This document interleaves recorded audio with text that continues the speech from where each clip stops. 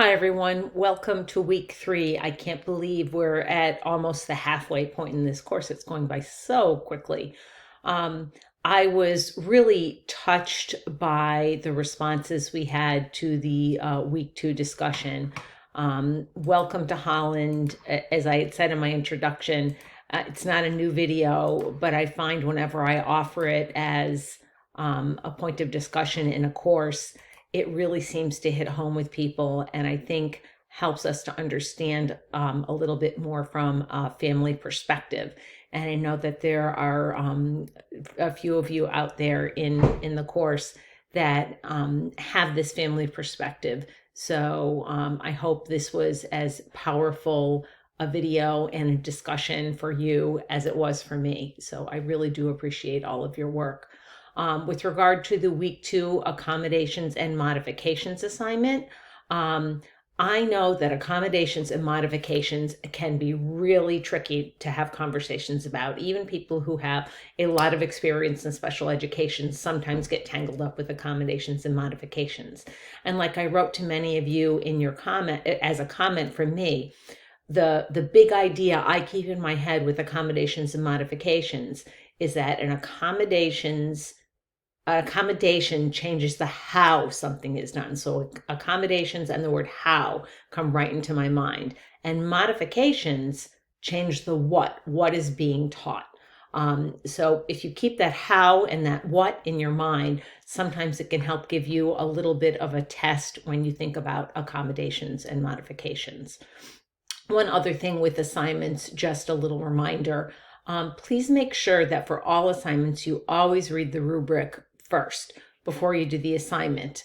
I find that people have missed whole sections of assignments without realizing it because they didn't check the rubric first. So I would say that not just for my course, any course that you take that there are scoring rubrics, that's always a good rule of thumb to always go over the rubric first before you even begin the assignment.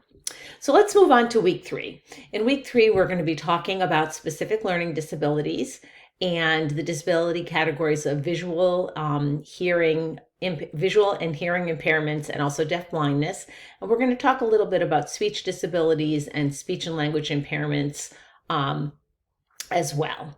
So you do have quite a list of readings and multimedia. You're going to read about inclusive education.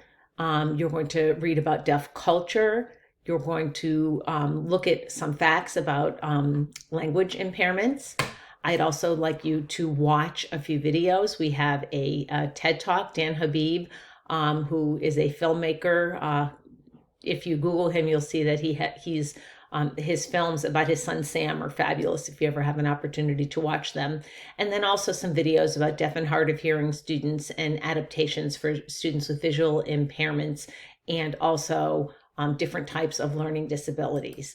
And then for exploring, if you are using the text, chapters 2, 7, 11, 12, and 13 have some additional information. And there's some additional information about what a speech impairment is. So those are all available to you this week. For our discussion this week, you're going to actually try on a couple of disabilities. You're going to do a dyslexia simulation and an auditory processing simulation. So in essence, you're going to get to try on the reading disability of dyslexia and also an auditory processing disorder. And then you're going to talk about how it felt to try on the disability. How you think that having these kinds of a disability might impact a child's social and emotional development. Very importantly, the idea of an invisible disability, what that could mean for a student. And then also back to our accommodations and modifications for assisting a child with a specific learning disability accessing their education. And I would encourage you to use this week's materials and make sure that to make connections to what you are learning, and then just list them in the discussion as a reference. Even if you're doing a video discussion, list your references just either in a separate document, or even better, just in line right in the discussion. So that will be our discussion this week. And then our assignment is going to be for you to prepare, you have two options. Prepare a brief presentation. It should be between 5 and 8 minutes. And your audience are families and general education teachers. And you're going to talk to them about the importance of an inclusive environment. And there are some prompts for you to follow. I think that one of the most important parts is going to be for you to think about meaningful inclusive environments. Inclusion is not just about access. It's not just about a child being in the classroom. It's how they're meaningful included. And think about the continuum of supports. Don't jump right to every child with a disability that goes into a general ed classroom requires additional adult support. Think about peer supports. Think about how children interact with each other and how you can build independence as well.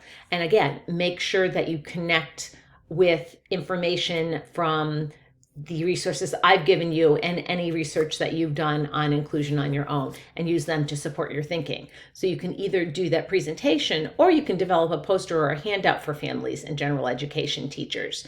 Be sure that you include links if you're going to do that poster or that handout.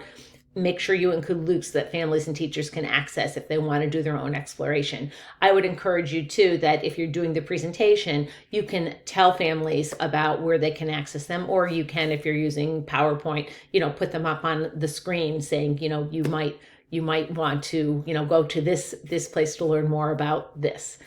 So hopefully that helps you with that. I look forward to our discussion this week. I look forward to looking at all of your assignments. And again, happy, I guess almost halfway point of the course. Take care. Have a great week. Bye-bye.